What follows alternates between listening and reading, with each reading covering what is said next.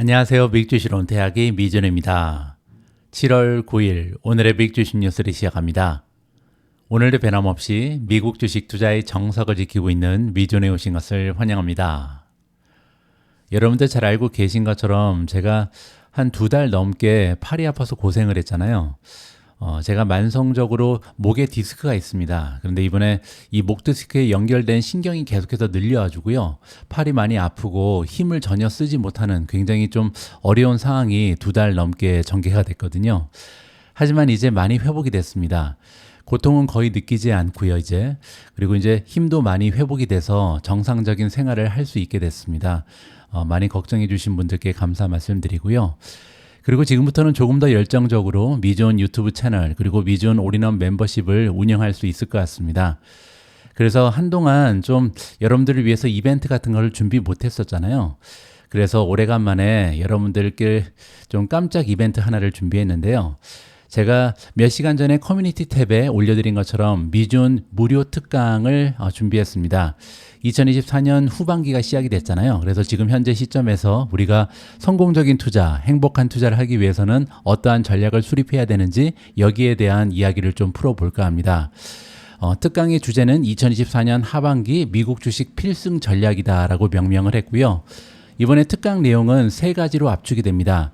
첫 번째, 하반기 미국 증시 리스크 그리고 잠재적인 기회에 대해서 요약을 해보고요. 두 번째로 미준이 제시하는 하반기의 미국 주식 필승 전략, 어떤 부분에 우리가 신경을 써서 전략을 수립하면 좋은지 이 부분에 대한 이야기를 좀 해드리겠습니다. 마지막으로 제가 1년 전에 비슷한 주제를 가지고 오프라인 강의를 했었잖아요. 그때 이제 미존 탑픽 10종목을 선정했었는데 우리가 흔히 얘기하는 대박이 났습니다. 그래서 1년 동안 정말 좋은 수익률을 기록하고 있는데요. 지금 현재 시점에서는 과연 어떠한 종목에 투자하는 것이 좋은 수익률을 낼 수 있을지 그동안 한두 달 동안 많이 고민을 했습니다. 그리고 15종목 정도를 제가 나름대로 선정을 했거든요. 그래서 이번 특강 때 과연 하반기에 어떤 종목이 좋아 보이는지 미준 탑픽 15종목을 여러분들께 공개하도록 하겠습니다. 이번 특강은 무료입니다. 누구나 원하시는 분들께서는 참여가 가능하고요.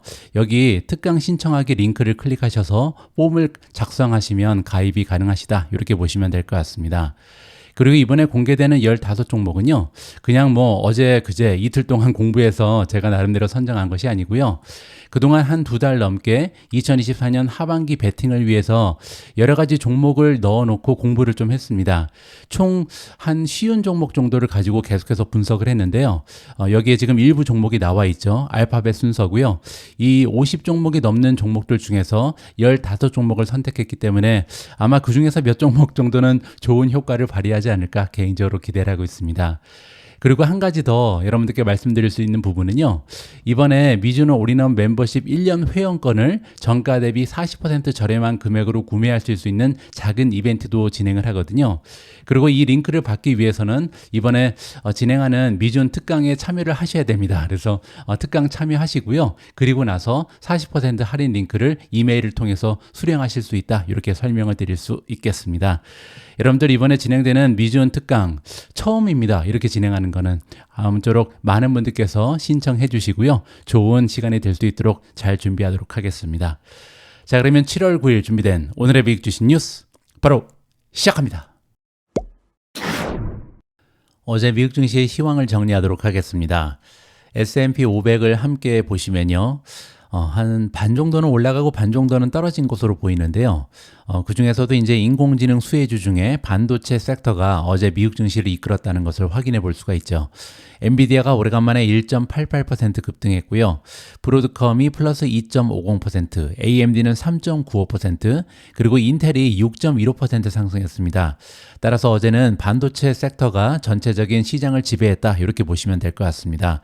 반면에 마이크로소프트라든지 구글, 메타, 아마존 같은 종목은 하락 추세를 만들어낸 하루였습니다. 자, 그리고 iShares 러셀 2000 ETF를 보면요. 어제 0.70% 상승했거든요. 따라서 대형주에서 소형주로 조금씩 관심이 옮겨가는 거 아닌가 이렇게 기대를 가져볼 수가 있는 거죠. 이 부분은 계속해서 모니터링 할 필요가 있다라고 개인적으로 판단합니다. 어제 3대 지수의 움직임 확인하겠습니다. 다우존스는 0.08% 소폭으로 하락했고요. S&P 500은 플러스 0.10%, 나스닥은 0.28% 조금 상승했습니다. 어제 3대 지수 중에 나스닥이 가장 좋았잖아요. 나스닥의 상승 추세를 이끌었던 성장주 이름을 보도록 하겠습니다. 가장 먼저 솔라 엣지가 9.25% 급등을 했는데요. 여러분들 잘 알고 계신 것처럼 1년간 거의 마이너스 90%잖아요. 따라서 기술적인 반등이 시작됐다. 그리고 어제 주식 평가 기관 중에 한 곳에서 솔라 엣지 너무 떨어졌으니까 이제 매수해라 이렇게 평가 등급을 상향 조정했거든요. 이러한 영향이 있었다 이렇게 보시면 됩니다. 루시드 같은 경우는 플러스 7.85%로 굉장히 좋은 추세를 만들어냈고요. 세 번째로 나비타스도 좋습니다. 플러스 6.81, 일주일간 12.28% 상승했고요. 네 번째로 SMCI, 슈퍼마이크로 컴퓨터가 6.23% 상승했습니다. 인페이지 에너지 플러스 5.84, 그 밖에도 에디타스가 플러스 5.01, DXYZ이 플러스 4.76, 리비안 플러스 4.73, AMD 플러스 3.95, DJT가 플러스 3.94, 마벨 테크놀로지가 3.93% 올라가면서 가장 좋은 주가의 상승을 기록했습니다. 다음에는 어제 주가가 가장 많이 하락한 성장주 이름을 보도록 하겠습니다. 애쉬가 5.27% 떨어지면서 가장 좋지가 않았고요. 보시는 것처럼 애쉬의 모멘텀은 계속해서 하락 추세를 지켜내고 있습니다. 버진 갤럭틱도 마찬가지죠. 최근 1년 동안 주가가 90% 가까이 하락을 했는데요. 어제도 5% 이상 추가적으로 하락을 했습니다. 다음으로 서비스나우가 4.95% 떨어졌고요. 다음으로 니오가 마이너스 3.46, UiPath 마이너스 3.17, 기가클라우드 테크놀로지 마이너스 2.61, 로빈훗 마이너스 1.60, 몽고DB 마이너스 2.49, 덱스콤 마이너스 2.39, 클라우드 플레이어가 2.39% 떨어지면서 가장 좋지 않은 주가의 흐름을 보였습니다. 다음에는 미준 탑12의 성적입니다. 어제도 많은 종목이 상승을 했는데요. 슈퍼마이크로 컴퓨터가 6.23% 올라가면서 가장 좋은 모멘텀을 만들어냈고요. 엔비디아도 1.88% 상승했습니다. 팔란티어가 최근에 좋죠. 1.73% 추가적으로 상승을 했고요. TSMC가 플러스 1.43, 엑셀리스 테크놀로지 플러스 1.28, 테슬라가 0.56% 추가적으로 상승을 했습니다. 그 밖에 우버가 0.27% 소폭으로 상승했고요. 마이크로소프트는 마이너스 0.28, 비트코인은 0.32% 하락하면서 57,590에 가 있고요. 아마존이 0.36% 마이너스, 마이크론 테크놀로지가 좀 좋지가 않습니다. 0.60% 추가적으로 떨어졌는데요. 지금 장 마감 이후에 1% 이상 상승을 보이고 있습니다. 최근에 모멘텀이 많이 떨어졌는데 주가 흐름을 좀 지켜볼 필요가 있을 것 같고요. 메타가 1.96% 기술적인 조정을 받았다. 이렇게 보시면 될 것 같습니다. 작년에 이어서 올해 미국 증시는요, 너무나 뜨겁습니다. 지금 YTD 수익률을 보시면요, 1월 1일부터 지금까지 주가가 무려 17.50% 반년 만에 상승을 했고요. 지난 1년간의 수익률은 26%가 넘어갑니다. 우리가 보통 미국 증시에 투자할 때 과거 역사를 보니까 매년 평균적으로 10% 정도 올라가더라. 따라서 내가 투자하는 기간에도 계속해서 10% 이상씩 올라가면 복리를 통해서 좋은 수익을 낼 수 있겠다. 이렇게 기대를 하면서 미국 증시에 투자를 하거든요. 그런데 최근 추세는 정말 투자자 입장에서는요. 특히 테크주 위주로 투자하는 투자자 입장에서는 더할 나위 없이 좋은 상승세가 이어진다. 이렇게 정리가 가능하겠죠. 자, 마음 한편에는요, 이렇게 올라가도 되나, 이렇게 1년 만에 26% 이상 올라갔는데 지금 급락하면 어쩌지? 이런 불안감도 솔직히 생기게 됩니다. 하지만 주가가 많이 올라갔다는 것만으로 우리가 불안감을 느낀 필요는 없다. 이렇게 설명을 드릴 수가 있는데요. 과거 미국 증시의 역사를 보시면 평균적으로는 10% 올라갔지만 각각의 해에는요, 20% 이상 올라간 해가 굉장히 빈번하게 발견이 됩니다. 작년에도 21.9%, 2021년에는 39%나 급상승을 했고요. 2019년에는 플러스 34%, 그리고 밑으로 조금 더 내려오시면요. 2014년에도 거의 30% 가까이 올라간 적이 있었고요. 2013년에도 플러스 26.6%, 그리고 2010년에도 24% 이상 올라갔다. 따라서 20% 이상 올라가는 것은요, 굉장히 빈번한 미국 증시의 역사다. 이렇게 보시면 됩니다. 자, 하지만 그럼에도 불구하고 지금 현재 미국 증시의 전망은 어떻게 나오고 있는지 굉장히 궁금해지는 부분입니다. 따라서 오늘은요, 부정적인 의견 그리고 긍정적인 의견을 차례대로 한번 살펴보면 좋을 것 같습니다. 어제 발표된 기사에 따르면요, 골드만삭스는 조정이 임박했다, 이러한 전망을 제시하고 있는데요. 무슨 얘기인지 한번 읽어보시죠. 골드만삭스의 스콧 루브너가 나오는데요. 이 전문가에 따르면 미국의 대형주 강세 이후에 계절적인 요인이 전술적으로 약세로 전환하는 데 영향을 미치고 있다, 이렇게 얘기합니다. 전술적으로 약세라는 것은요, 단기간 동안 약세다. 따라서 기술적인 조정이 임박했다, 이렇게 보시면 됩니다. 골드만삭스에서 글로벌 시장 부문 이사 그리고 전술 전문가를 맡고 있는 루브너는요, 월요일 메모를 보내면서 미국 증시에 대한 마지막 강세 이메일이다 이렇게 얘기했습니다. 이는 마지막까지 남은 시장 약세자들이 부분적으로 항복한 이후에 발송하는 것이다. 따라서 아직까지도요, 좀 하락장을 계속해서 얘기하는 사람들이 있었는데 이들이 항복을 했다는 거죠. 그 얘기는 드디어 이제 올란 만큼 오르고요, 떨어지기 시작할 수도 있다. 이렇게 역설적으로 해석이 가능하거든요. 저는 34번의 사상 최고치 경신 이후에 너무 강세이기 때문에 실제로는 전술적으로 약세로 돌아서고 있다. 자, 이제는 너무 달렸기 때문에 기술적인 조정이 나타날 수 있다. 이렇게 얘기하는 거죠. 고통의 거래가 상승해서 하락으로 바뀌었다. 이 얘기는 뭐냐면요, 그동안은요, 주가가 올라가면 고통을 느끼는 사람이 많았다는 거죠. 왜냐하면 주식시장이 너무나 올랐기 때문에 참여를 못하고 있는 사람들이 많이 있었다는 겁니다. 현금을 들고 있으면 주식이 상승하면 고통스럽잖아요. 이런 사람들이 많았는데 지금부터는요, 하락으로 바뀌었다. 주가가 떨어질 때 고통을 느끼는 사람이 더 많았다는 겁니다. 그 얘기는 이제 대부분 다 주식시장에 참여를 하고 있다. 밖에 머무른 사람들이 줄었다. 이렇게 얘기하는 거죠. 따라서 루브너는요, 조정을 예상하고 있다고 얘기하고요, 다음과 같은 현상에 주목을 한다 이렇게 밝혔습니다. 자, 첫 번째로요, 저는 늦여름 주식시장의 조정을 모델링하고 있다라고 얘기했는데요, 지금 현재는 매수자들이 넘쳐나고요, 탄약이 떨어지고 있다. 그동안 이제 상승 추세를 계속해서 보이면서 사람들이 추가적으로 투자를 했겠죠. 따라서 더 이상 탄약이 남아있지 않다. 그 얘기는요, 현금이 졸았다 이렇게 보시면 됩니다. 따라서 거래는 수익과 선거 해칭이 될 것이다. 이제 선거 기간이 다가오기 때문에 조금 변동성이 극심해질 가능성이 높잖아요. 그리고 그동안 주식 투자로 돈을 너무나 많이 벌었기 때문에 수익을 실현하는 사람들이 많이 발견될 것이다. 이렇게 이해가 가능합니다. 자, 다음은 미국 증시의 역사적 통계를 얘기합니다. 1928년으로 거슬러 올라가면 7월 17일은요, 큰 약세를 보이는 8월로 향하는 한 달 동안 그 기간 최고치를 기록했다. 따라서 역사적으로 봤을 때 7월 17일은요, 굉장히 고점을 형성할 가능성이 높다는 거죠. 지금 현재는 추세가 굉장히 좋았는데 7월 17일 기준으로 떨어지기 시작할 것이다. 이러한 역사적인 사실을 얘기하는 거죠. 8월은 연준 주식 흐름에 있어서 최악의 달이라고 합니다. 2024년 상반기에 주식 ETF 그리고 뮤추얼 펀드의 유입액은요, 2,310억 달러로 역대 두 번째로 커다란 규모를 기록했다고 합니다. 그만큼 많은 돈이 전반기, 상반기에 유입이 됐다는 거죠. 패시브 펀드는요, 무려 4,360억 달러가 유입이 됐다. 따라서 시장에 유입된 돈이 나간 돈보다 훨씬 더 많았다. 무려 4천억 달러가 넘었다. 이렇게 얘기하는 거죠. 패시브 펀드로의 자금 유입은요, 주식으로 이동하는 자금 흐름의 핵심 축이었다. 자, 이렇게 패시브 펀드, 즉 지수를 추종하는 펀드로 많은 돈이 유입됐기 때문에 미국 증시가 계속해서 달릴 수 있었다. 이렇게 지금 해석을 해주고 있는 거죠. 하지만 루브너는요, 8월 달에는 이러한 흐름이 잠시 멈춘다라고 부정적인 전망을 제시하고 있습니다. 이 부분은 제가 한번 역사적인 통계를 찾아봤는데요, 1945년 이후에, 따라서 제2차 세계대전이 끝난 이후에 현대 주식시장의 역사적인 통계를 보면요, 각 달의 퍼포먼스가 깔끔하게 정리가 돼 있죠. 자, 평균적으로 가장 좋은 추세를 보이는 달은요, 12월 달 그리고 4월 달입니다. 1.6% 평균적으로 상승을 했고요.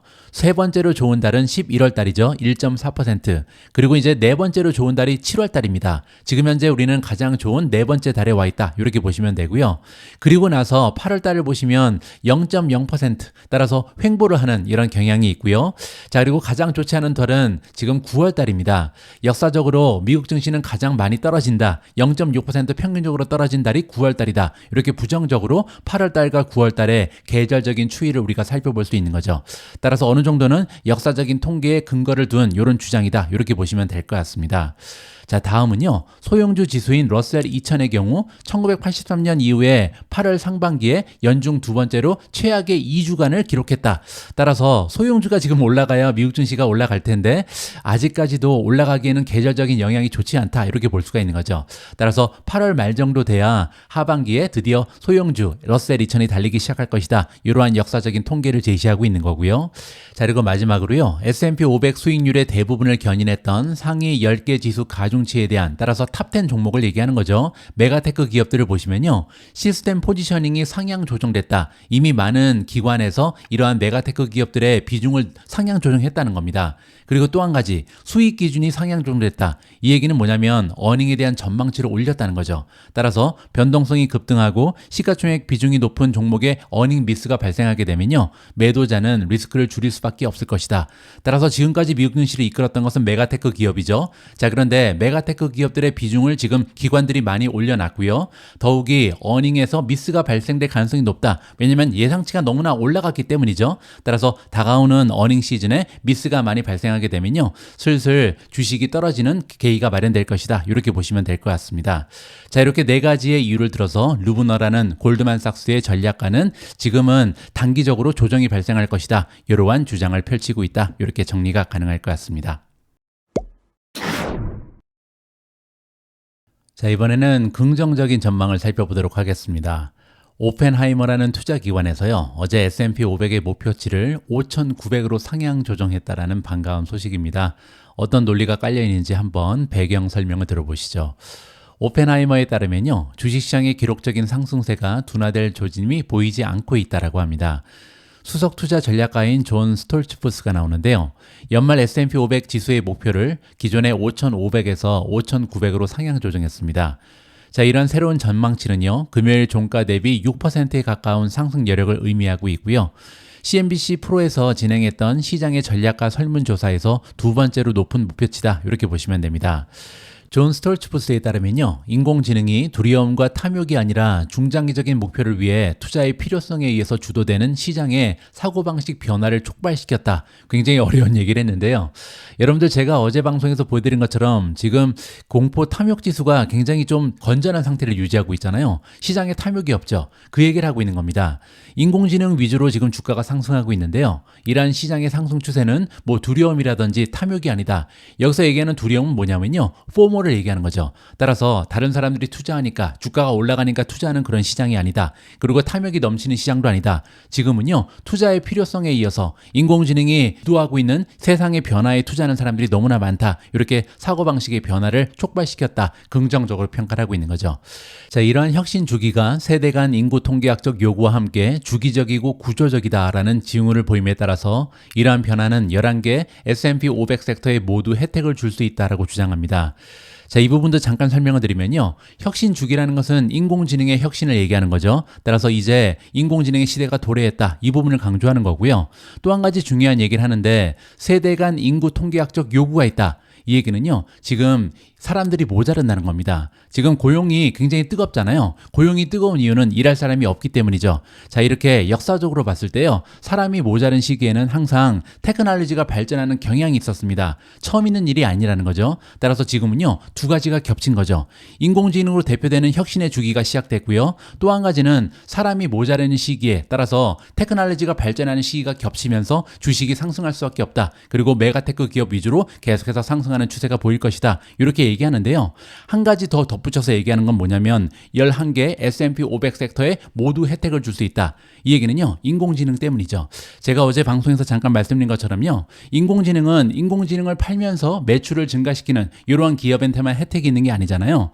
인공지능은요, 이 비용 절감에 상당한 효과를 줄 수 있습니다. 생산성을 증대시키고 인력을 감소시킬 수 있는 하나의 효과가 되잖아요. 따라서 11개 섹터에 있는 대부분의 기업들이 모두 혜택을 받을 수 있는 혁신이 바로 인공지능이다. 이렇게 해설이 가능합니다. 스톨츠푸스는요, 2024년 말에 연방준비제도 이사회가 금리를 인하할 것으로 예상한다. 따라서 주가가 또 한 번 상승할 것으로 기대한다. 따라서 금리를 내리는 게 굉장히 커다란 호재다. 이렇게 얘기하는데요. 이 부분에 대해서는 제가 정리한 내용이 있어서 잠깐 보여드리겠습니다. 금리가 낮아지면요, 투자자한테는 이러한 이점이 있다. 네 가지로 정리를 해봤는데요. 첫 번째로 경제 성장이 회복되면서 기업의 매출과 수익이 증가될 것이다. 뭐 이 부분은 굉장히 간단하죠. 자, 두 번째로요, 성장에 대한 기대치가 높아지면 다른 모든 것이 동일할 때 미래 현금 흐름의 추정치가 상승한다. 이 얘기는요, 기업의 어닝에 대한 전망치 그리고 현금 흐름에 대한 전망치가 올라갈 것이다. 이렇게 보시면 됩니다. 자, 그뿐만이 아니죠. 이자율이 낮아지면요, 이러한 미래 현금의 그 현재 가치가 상승한다. 굉장히 중요한 얘기인데요. 이건 뭐냐면, 우리가 이제 성장주, 특히 테크주에 투자할 때는요, 먼 미래, 뭐 적어도 1년에서 3년, 5년 이렇게 가면 갈수록 점점 더 많은 성장을 일구면서 많은 현금을 만들 것이다. 이렇게 기대하면서 투자하잖아요. 자, 그런데 미래에 발생하는 현금이 만약에 지금 현재 이자율이 높으면요, 가치가 떨어지게 되죠. 이걸 우리가 멀티플의 하락이라고 부릅니다. 근데 지금처럼 만약에 이자율이 떨어지게 되면요, 금리가 인하되는 시기에는 미래 현금의 가치가 올라가게 상승하겠죠. 따라서 멀티플이 상승할 수 있는 계기가 마련된다. 이렇게 보시면 됩니다. 자, 세 번째로요. 금리가 낮아지면 기업이 자본을 조달하려고 할 때 자본 비용이 감소한다. 이자율이 낮아지기 때문이죠. 따라서 특히 성장 주식이라든지 아니면 소형주 입장에서는요. 굉장히 중요한 하나의 거시적인 영향이 있다. 왜냐하면 자본이 좀 모자란 경우가 많잖아요. 특히 소형주는 그렇죠. 따라서 굉장히 많은 비용, 그 대출 비용이 필요한데 이런 대출에 대한 비용이 감소하면서 좋은 어닝을 발표할 가능성이 높다. 이렇게 보시면 되겠죠. 자, 마지막으로 금리가 낮아지면요. 채권 그리고 현금 등가물에 대한 수익률이 감소합니다. 뭐 적금이라든지 채권을 사서는 좋은 그 수익을 낼 수가 없잖아요. 따라서 이러한 자금이 계속해서 주식시장으로 옮겨갈 가능성이 높다. 왜냐하면 주식이 점점 더 매력적으로 여겨질 가능성이 높다. 이렇게 네 가지의 혜택을 정리해 볼 수가 있을 것 같습니다. 그 얘기를 여기서 하는 거고요. 자, 그는 메모에서요. 연준이 4분기 후반에 금리를 한두 차례 인하할 것이다. 이렇게 예상을 밝혔고요. 이는 중앙은행이 아직은 아니지만 현재의 금리 인상 사이클이 끝나가고 있다는 신호를 보내는 선의의 계약금으로 볼 수 있다. 계약금을 납부한다는 것은요. 그 다음에 이제 나머지 잔금을 치르겠죠. 따라서 올해는 한 번이나 두 번 정도 금리가 인하되겠지만 다가오는 2025년, 2026년까지 지속적으로 금리가 하락하면서 주식시장이 달릴 수 있는 계기가 마련된다. 이렇게 해석이 가능합니다. 이 전략가의 초기 2024년 목표는 5,200이었습니다. 그런데 무려 5,200에서 이제 5,900까지 굉장히 빠르게 올라가고 있는 거죠. 스톨트푸츠는요, 지금 시점에서 시장의 상승세를 활용하는 가장 좋은 방법은요, 농업이라든지 제조, AI, 항공우주에 노출된 산업과 함께 기존의 우량 기술 기업에 투자하는 것이다. 방금 전에 제가 말씀드린 것처럼 지금 시장을 이끄는 것은 인공지능, 그리고 또 한 가지는요, 노동력의 부족이잖아요. 따라서 기술 기업에 투자하는 것이 굉장히 중요하다. 따라서 지금 현재 테크주 위주로 투자하시는 한국 투자자 입장에서는 굉장히 좋은 효과를 발휘할 수 있는 그런 시장이다. 이렇게 깔끔하게 정리해 드리겠습니다. 바로 앞에 기사에서 오펜하이머는요, 지금 현재 인공지능의 순환 사이클이 시작되고 있고, 또한 노동력이 부족한 이러한 현실을 감안할 때 앞으로도 테크주가 주도하는 미국 증시의 상승이 예상된다. 이렇게 이해가 가능한데요. 자, 그렇게 되면요, 엔비디아의 역할이 굉장히 중요합니다. 제가 볼 때는 인공지능 위주의 이런 상승 추세가 이어지기 위해서는요, 엔비디아가 떨어지면 안 되겠죠. 만약에 엔비디아가 폭락하게 되면 주식시장이 한꺼번에 폭락할 가능성이 높다. 이렇게 예상이 가능하거든요. 자, 그런데 이번 기사의 내용을 보시면 엔비디아가 내년에도 우리를 놀라게 할 것이다. 따라서 엔비디아가 엄청나게 좋은 실적을 발휘하면서 계속해서 주가가 상승할 수 있다. 이러한 전망이 대두되고 있습니다. 함께 살펴보시죠. 엔비디아는요, 월요일에 투자회사 UBS와 월프 리서치가 최근 확인 결과, 따라서 현장을 확인해 봤더니요, 곧 출시될 블랙웰 라인에 대한 수요가 매우 견고하다. 이렇게 얘기하면서 가격 목표 주가를 상향 조정한 후 주목을 받았다라고 나와 있습니다. 엔비디아 주가는요, 8월 28일로 예상되는 회사의 다음 실적을 앞두고 소강 상태를 보이고 있습니다. 최근에 한 몇 주 동안 좀 올라갔다 떨어졌다, 올라갔다 떨어졌다를 반복하고 있잖아요. 엔비디아는 지난주에 뉴스트리트 리서치의 애널리스트로부터 회사의 가치가 더 이상 상승하기 어려울 것이다 라고 주장하며 이례적인 하향 조정을 받았습니다. 뭐 매도 의견이 나온 건 아니고요. 매수에서 이 보유로 한 단계 조정이 됐다. 뭐 근데 굉장히 드문 일이다. 이렇게 얘기하는 거죠. 하지만 이 주장은요, UBS 애널리스트 티모시 아큐리가 목표 주가를 120에서 150달러로 올리고요. 월요일에 발표된 리서치 노트에서 주식에 대한 매수 등급을 재차 강조하면서 즉각적인 반발을 불러일으켰다라고 재미있게 나와 있습니다. 티모시 아큐리 다시 한번 보여드리겠습니다. 굉장히 유능한 전문가죠. 나와 있는 것처럼 UBS에서 일하고 있고요. 8,932명 중에 2등입니다. 따라서 최고의 전문가 중에 한 명이다. 이렇게 보시면 되고요. 성공 확률은 74%, 그리고 지난 1년 동안 에버리지 리턴은 36.2%입니다. 따라서 굉장히 든든한 지원군이 나타났다. 이렇게 보시면 되겠죠. 자, 계속해서 그의 이야기를 한번 들어볼 수 있도록 하겠습니다. 티모시 아큐리의 새로운 목표 주가는요, 2025년과 2026년 엔비디아 수익에 대한 아큐리의 예측 평가 28배에 해당하는 주가 수익 배수를 기반으로 한다. 자, 주가는요, 실적 곱하기 멀티플이잖아요. 따라서 지금 티모시 아큐리가 얘기하는 거는요, 150까지 달릴 수 있는 이유는 뭐냐면 수익이 올라가기 때문이다. 왜냐면요, PER 같은 경우는 28배만 받으면 된다. 따라서 40배, 50배, 60배 필요 없다는 거죠. 그냥 30배 정도만 받을 수 있으면 주가는 150 찍을 수 있다. 이렇게 주장을 하고 있습니다. 아큐레인은요, 2025년에 엔비디아가 2,040억 달러의 매출, 그리고 4.95달러의 주당 순이익, EPS를 창출할 것으로 예상이 나와 있는데요. 지금 현재 다른 전문가들과는 상당히 차이가 있는 이러한 전망이라고 보시면 됩니다. 팩트셋에 따르면요, 컨센서스 추정치는 약 1,570억 달러의 매출, 그리고 주당 3.57달러의 수익을 기대하고 있는 시장의 컨센서스와는 매우 많은 차이가 난다. 이렇게 정리가 가능하거든요. 자, 그러면 시장의 컨센서스랑 아큐리의 전망은 왜 이렇게 차이가 나는지 이 부분에 우리가 집중을 해야겠죠. 최근에 블랙엘에 대한 조사를 해봤는데요. 주요 하이퍼스케일러의 예산이 확장되고 있다. 따라서 점점 더 많은 돈을 사용하고 있다. 이렇게 얘기하는 거고요. 따라서 결과적으로 NVL72 및 NVL36의 주문 파이프라인, 따라서 예약이 점점 더 늘고 있는데요. 불과 2달 전보다 실질적으로 더 커졌다고 합니다. 따라서 메가테크 기업이 주문하고 있는 GPU의 양이 늘어났다. 이렇게 구체적인 이유를 제시하고 있는 거죠.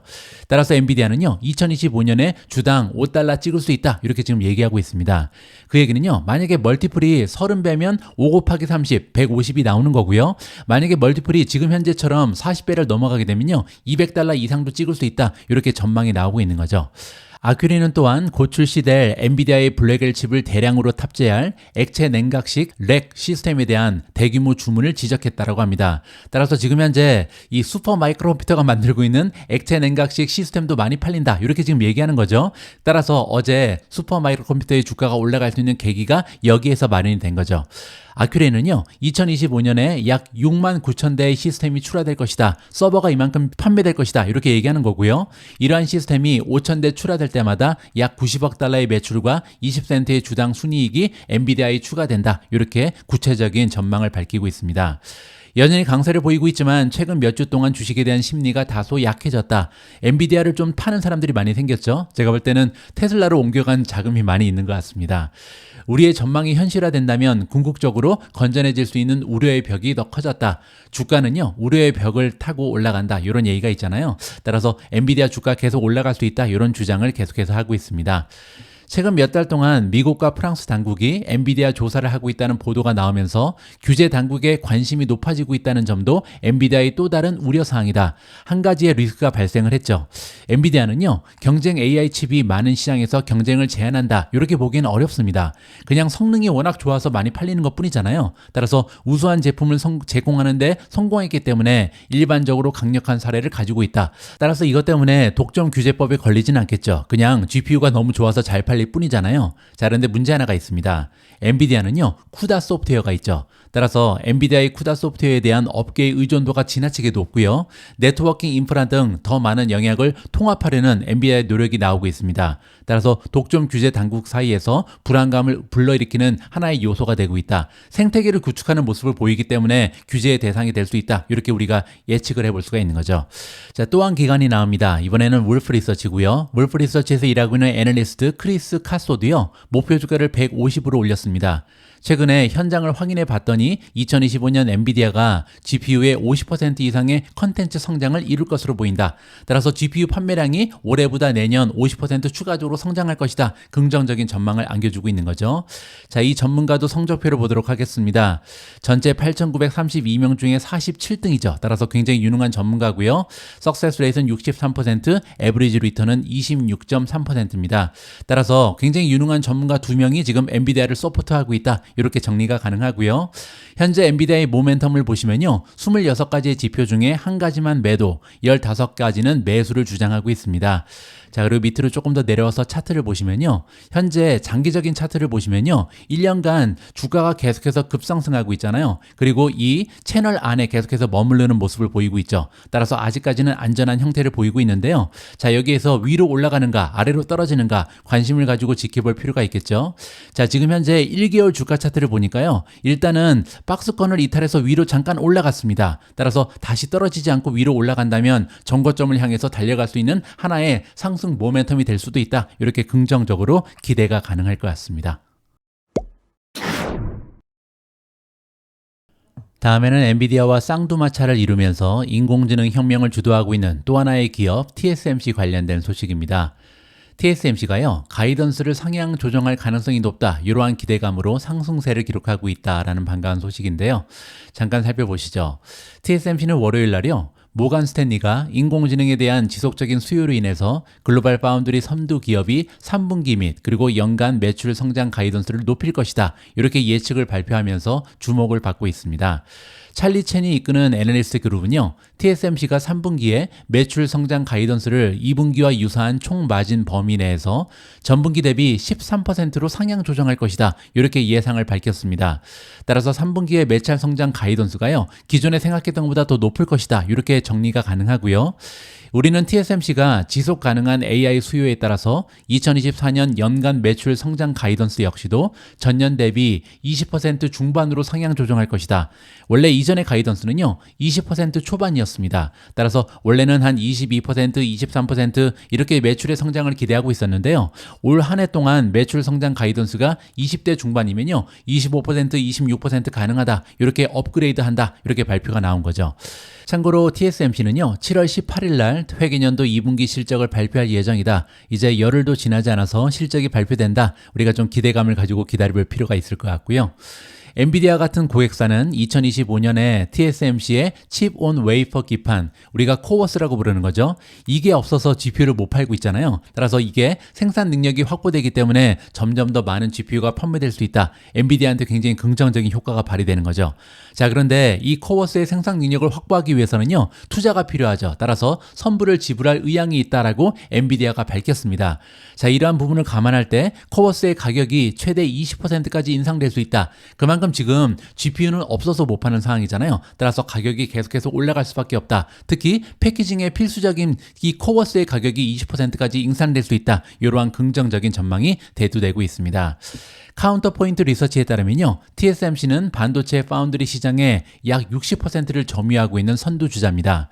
자, 그리고 고객들은요, 경쟁에서 앞서 나가기 위해서 TSMC에 기대고 있다. 따라서 협상을 둘러싼 양상은 TSMC의 유리한 쪽으로 기울고 있다. 이 얘기는요, 가격이 계속 올라갈 수밖에 없다는 겁니다. 지금 가격은 원래 수요와 공급의 법칙에 의해서 결정이 되잖아요. 지금 현재 TSMC가 필요한 기업은 너무나 많다. 따라서 TSMC 입장에서는요, 계속해서 가격을 상향 조정할 수 있는 기반이 마련됐다. 이렇게 보시면 됩니다. 분석가들에 따르면요, 이전에는 엔비디아 같은 HPC 고객만이, HPC라는 것은요, 하이 퍼포먼스 컴퓨팅을 얘기하는 거죠. 따라서 고사양의 이러한 반도체를 필요로 하는 고객사를 얘기하는 건데요. 그런 고객사만이 4나노 웨이퍼에 대해서 10% 정도의 가격 인상을 감수할 수 있다. 이렇게 생각을 했었다는 겁니다. 그리고 나머지 고객사들, 뭐 예를 들어서 애플과 같은 스마트폰, 그리고 소비자 고객과의 협상은 어려운 상황이었다. 이렇게 생각을 했었는데요. 최근에 공급망 점검을 해보니까 없어서 못 파는 게 TSMC다. 따라서 TSMC는요, 2025년에 첨단 파운드리 공급이 타이트해질 가능성이 높다. 따라서 고객이 TSMC의 가치를 인정하지 않으면 충분한 용량을 할당받지 못할 수 있다. 이렇게 경고의 메시지를 보내고 있다고 합니다.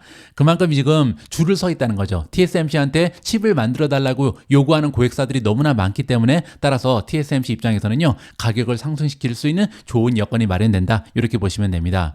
자, 결론적으로 스마트폰이라든지 PC, 반도체 웨이퍼 가격도요, 3%에서 4% 상승할 것으로 예상된다.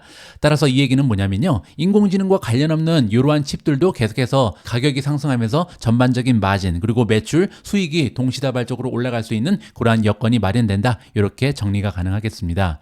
자, 오래간만에 TSMC의 펀더멘탈을 업데이트하도록 하겠습니다. 아직까지도 퀀투 레이팅은 3.48 홀드에 머물러 있는데요. 밸류에이션이 D-죠. 자, 밸류에이션 보여드리면요, PE 레이쇼를 포워드로 보시면 28.96까지 올라가 있습니다. 5년 평균은 21.99 때문에 주가가 많이 상승하면서 PER이 굉장히 많이 올라갔죠. 자, 하지만 그럼에도 불구하고 성장률을 대입하면요, 1.21까지 떨어지죠. 자, 그리고 또 한 가지, 만약에 수익의 성장률이 28.9%를 넘어가게 되면요, PEG는 1.0 밑으로 떨어지게 됩니다. 따라서 제가 볼 때는 아마도 TSMC가 이 EPS의 성장률이 30%를 찍지 않을까. 그렇게 되면 이 수치는 조만간 1.0 밑으로 떨어질 가능성도 있다. 개인적으로 예측을 하고 있습니다. 자, 다음에는 모멘텀인데요. 더할 나위 없이 좋죠. 26가지의 모멘텀 지표 중에 단 한 가지도 매도를 주장하지 않고 있고요. 16가지는 매수를 주장한다. 따라서 모멘텀은 완벽하다. 이렇게 보시면 됩니다. 자, 마지막으로 TSMC의 주가 차트를 보시면요. 일단 5년 차트는 너무나 예쁘죠. 전고점을 뚫고 나간 다음에 계속해서 주가의 상승을 도모하고 있고요. 크게 보면 컵앤핸들이 확연하게 나타나고 있습니다. 자, 또 한 가지 1년 차트를 보시면요. TSMC는 과거 1년 가까이 일정한 채널 안에서 주가가 변동하고 있습니다. 오르락 내리락을 반복하면서 이 채널 밖으로 빠져나가지 않고 있잖아요. 자, 그런데 지금 현재는요. 거의 상승 추세가 끝날 이런 끝자락에 가 있습니다. 따라서 이제는 떨어질 가능성이 조금 있는 거잖아요. 자, 그럼에도 불구하고 전고점을 돌파하면서 굉장히 강력한 모멘텀을 보이기 때문에 혹시 채널을 뚫고 나가면서 다시 한번 올라갈 수 있지 않을까 이렇게 기대감을 가지고 있습니다. 만약에 이 채널을 뚫게 되면요. 다시 한번 매수 기회가 오는 거고요. 만약에 뚫지 못하고 떨어지게 되면 조금 기다렸다가 채널 바닥까지 도착했을 때 사면 된다. 이러한 식으로 기술적 분석이 가능할 것 같습니다. 7월 9일 오늘의 빅주식 뉴스는 여기까지입니다. 오늘 방송도 마지막까지 함께해 주셔서 감사합니다. 그리고 내일까지 진행되는 위즈는 올인원 멤버십 후기 이벤트, 지금까지 116분의 멤버분들께서 참여를 해주고 계신데요. 이렇게 짬을 내서 정성껏 후기를 작성해 주신 분들께 진심을 담아 감사의 말씀을 드립니다. 그리고 또 한 가지, 아까 방송 초반에 말씀드린 것처럼 다음 주 화요일 날은요, 미준 무료 특강이 준비가 되어 있습니다. 아무쪼록 많은 분들께서 미준 무료 특강 함께 해주셔서 2024년 하반기에도 성공적이고 행복한 투자를 같이 일궈내셨으면 합니다. 그리고 또한 이번에 무료 특강 신청해 주신 분들을 한해서는요, 미준 올인원 멤버십 40% 할인 링크를 보내드릴 예정이니까요, 많은 분들의 관심과 사랑을 부탁드립니다.